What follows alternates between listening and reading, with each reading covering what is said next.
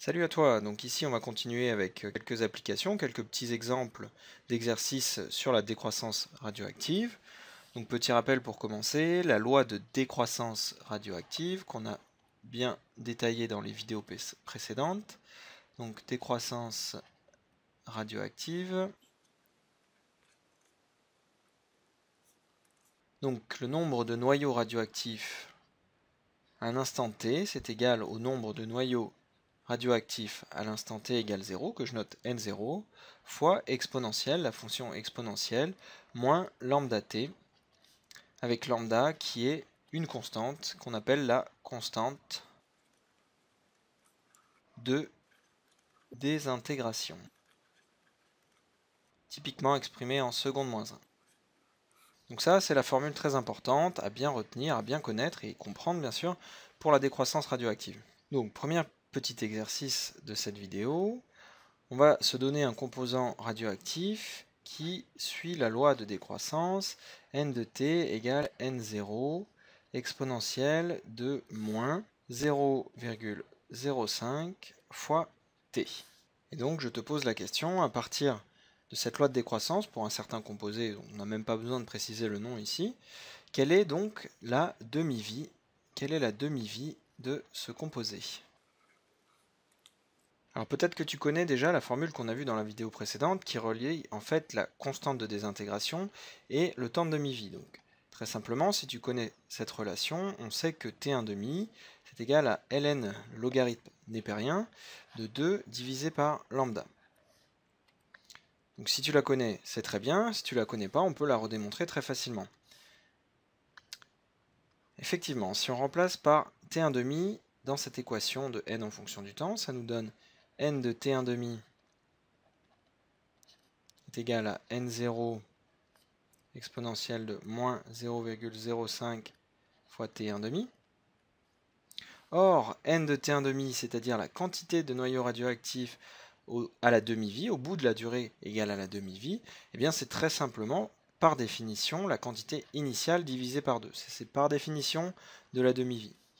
Du coup, cette équation devient tout simplement n0 sur 2 est égal à n0 exponentielle de moins 0,05 fois t1,5. Donc ça, on peut simplifier par n0. Ça nous donne 1,5 est égal à exponentielle de moins 0,05 t1,5. Et donc, on passe à la ligne suivante. On prend le logarithme népérien. Ça nous donne ln de 1,5 est égal à moins 0,05 fois t1,5. Soit t1,5, la durée, le temps de demi-vie, qui est donc égal à ln de 1,5 divisé par moins 0,05. ln de 1,5 c'est moins ln de 2.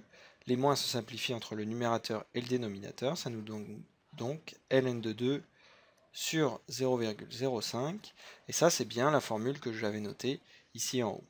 Application numérique, donc on prend le logarithme népérien de 2 divisé par 0,05 et donc on obtient 14 en arrondissant, donc c'est à peu près égal à 14 et comme on n'a pas précisé les unités, ce sont les unités du système international, donc le temps de demi-vie est en secondes. Ok, on passe au deuxième petit exercice. Donc on va se donner une constante de désintégration lambda.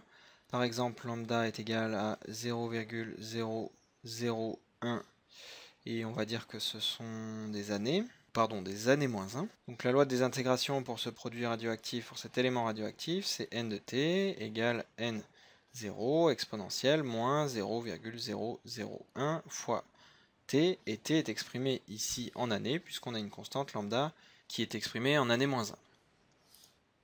Alors, on sait également que au bout de 1000 ans, il reste 500 grammes de cet élément radioactif. Donc la question que je te pose, c'était quelle est la quantité de cet élément, quelle était la quantité de cet élément radioactif à l'instant initial, à t égale 0. Pour résoudre ce petit problème, ce qu'on va faire, c'est utiliser les données de l'énoncé dans cette formule qui nous donne l'indésintégration, le nombre, la quantité de matière de noyaux radioactifs en fonction du temps. Donc on sait qu'à l'instant T, il nous reste 500 grammes, donc je vais écrire 500 égale. La quantité initiale, c'est ce qu'on cherche, N0. Ensuite, on a exponentielle de moins 0,001 fois le temps. Et le temps au bout duquel on a 500 grammes, eh bien c'est 1000 ans. Donc fois 1000. Donc, je fais une petite parenthèse. Cette quantité de matière, ce nombre de noyaux radioactifs, est proportionnel en fait à la masse des noyaux radioactifs. Donc on peut utiliser cette formule de décroissance indifféremment avec un nombre d'atomes, une quantité de matière ou bien une masse. Donc ici, si on poursuit cette équation, ça nous donne 500 égale N0. Dans l'exponentielle, on a 0,001, c'est-à-dire 10 moins 3 fois 1000. Donc ça nous fait exponentielle de moins 1, tout simplement, puisque moins 0,01 fois 1000, ça fait moins 1. Et donc on se retrouve avec l'équation suivante. N0 est égal à 500 divisé par exponentielle de moins 1, c'est-à-dire que N0 est égal à 500 fois exponentielle de 1. Donc c'est parti pour l'application numérique. 500 fois exponentielle de 1.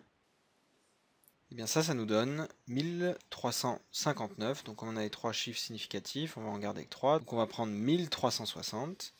Donc N0, c'est-à-dire la masse de noyau radioactif à l'instant initial, c'est à peu près égal à 1360 grammes. Donc à bien retenir de ces deux petits exercices, eh bien c'est qu'il est primordial de bien connaître et comprendre cette formule de décroissance, n de t égale n0 exponentielle moins lambda t. Éventuellement tu peux connaître aussi cette formule qui relie la demi-vie à la constante de désintégration. Et puis à chaque fois dans l'énoncé, eh bien on va avoir les données sur certaines constantes et chercher les autres. Et donc il faudra appliquer cette formule de décroissance.